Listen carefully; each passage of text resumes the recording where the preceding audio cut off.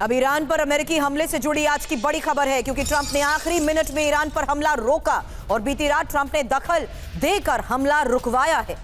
वाला मिलिट्री विश्लेषक अमीर बोहबोट क्या इसको लेकर दावा कर रहे हैं? मेरे सहयोगी मनीष झा इस वक्त हमें ज्वाइन कर चुके हैं। मनीष, यानी ये खबर क्या है? क्या वाकई हमला शुरू हो चुका था, लास्ट मिनट पर ईरान पर हमला रोका?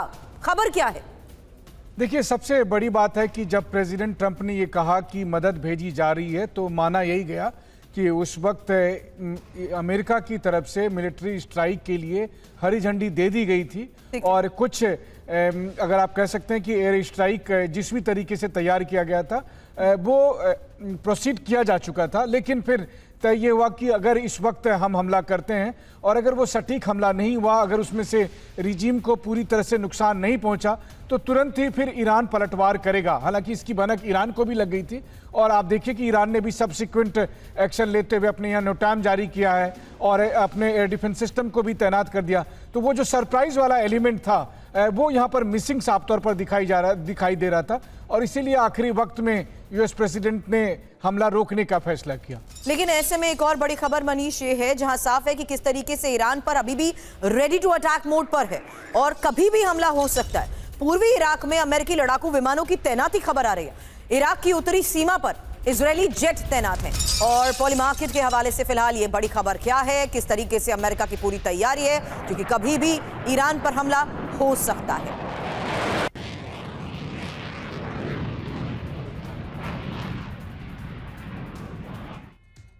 और बड़ी खबर है, 8 अमेरिकी सैन्य ईंधन टैंकर KC-135 ईरान की ओर रवाना हो चुके हैं। अमेरिकी बेस पर्ल हार्बर से ईरान की ओर रवाना और KC-135 आज रात या कल सुबह तक ईरान के करीब पहुंच सकते हैं।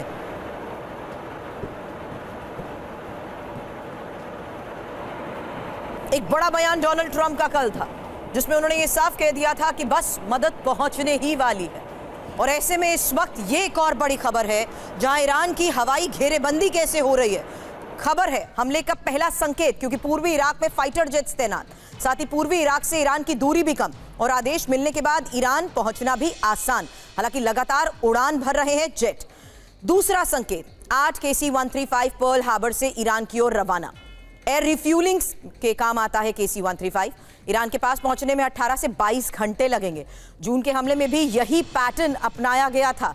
लेकिन क्या यह वाकई मुमकिन है मनीष कि सेम पैटर्न को फॉलो करते हुए ईरान की घेरेबंदी की ये तैयारी, जिसके तहत अभी फिलहाल कुछ और वक्त की जरूरत? देखिए, इसमें कोई दो राय नहीं कि B-2 बॉम्बर्स के जरिए जब ईरान पर हमला हुआ था तो लगभग 18-20 घंटे का सफ़र तय करके जब B-2 बॉम्बर्स पहुंचे थे तो ईरान को भनक नहीं लगी थी, या फिर भनक लगी भी होगी तो वो B-2 बॉम्बर्स को या फिर उसके साथ जो फाइटर जेट्स आए थे उनको रोकने में वो पूरी तरह से विफल रहे थे।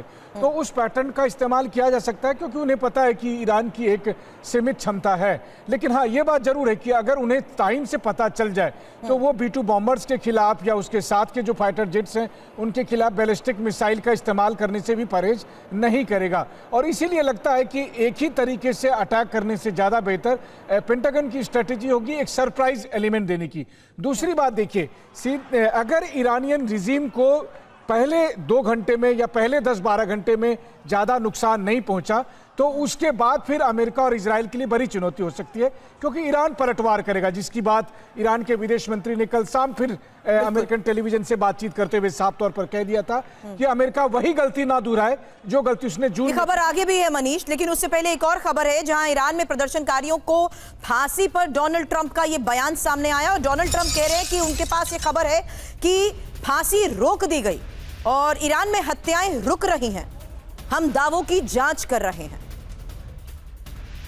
ईरान के लिए किस तरीके से मुश्किल खड़ी करने की तैयारी अमेरिका कर चुका है, क्योंकि देखिए खबर, जहां रेड सी में USS रोजवेल्ट, साउथ चाइना सी में USS अब्राहम लिंकन, और मायने इसके ये हैं कि सैन्य कार्रवाई की पूरी तैयारी है, दबाव बनाने की ये रणनीति है, ईरान को चेतावनियां दी जा रही हैं, सहयोगी देशों की सुरक्षा को लेकर खबर समझिए, साथ ही हॉर्मुज़ स्ट्रेट की सुरक्षा। लेकिन इस बीच ईरान के खिलाफ अमेरिका की जंगी तैयारी जिस तरीके से तेज हो रही है, अमेरिका ने अल उदैद एयरबेस को भी अब खाली कर लिया है और यूएस सैनिकों ने कतर का उल उदैद एयरबेस छोड़ दिया है। किसी और सीक्रेट ठिकाने पर सैनिकों की मूवमेंट को लेकर खबर है।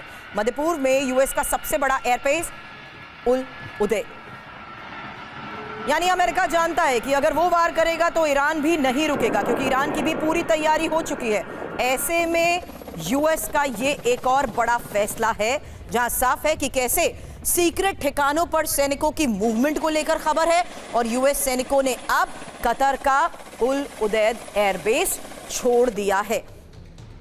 अब खबर इस बीच ईरान पर हमले का काउंटडाउन कैसे शुरू हो चुका है, इस पर यह सबसे बड़ा संकेत क्या है, क्योंकि खबर यह है कि अमेरिका ने कतर में अपना सबसे बड़ा एयरबेस अल उदैद खाली कर दिया है, जिसकी कई वजह हो सकती हैं, जैसे ईरान पर बहुत बड़े हमले की तैयारी, अलर्ट मोड में अमेरिकी सेना का आना, आदेश मिलते ही ईरान पर कभी भी हमला होना, अमेरिकी हमले के जवाब में ईरान की तरफ से स्ट्राइक का खतरा और साथ ही सैनिकों को सुरक्षा के लिए सीक्रेट ठिकाने पर भेजा जाना। लेकिन इस बीच